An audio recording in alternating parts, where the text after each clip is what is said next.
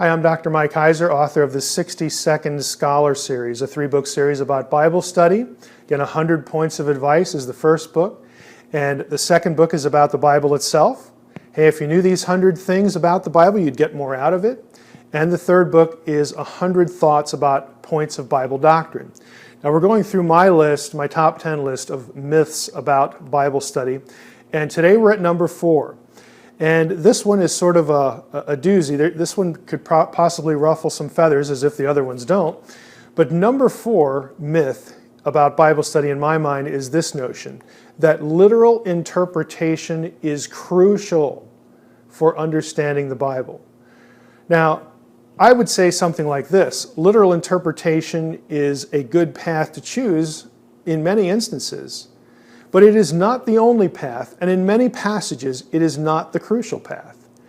In many instances, you will be misled as to what Scripture is teaching if you only have literalism in your mind, if that's your only perspective as to how the Bible can legitimately be understood at any given place in Scripture. Now, this is often something you hear about or people espouse when it comes to prophecy. Well, guess what? Old Testament prophecies were not always fulfilled literally. This is very easy to demonstrate if you'll actually just look at the cross-references when you're in your New Testament and something's quoting the Old, go back and look.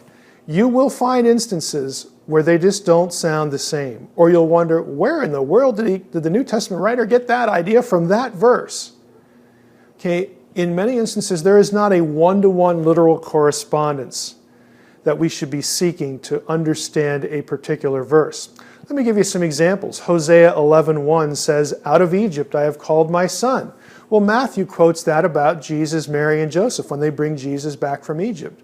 Well, guess what? Hosea 11:1 isn't even a prophecy.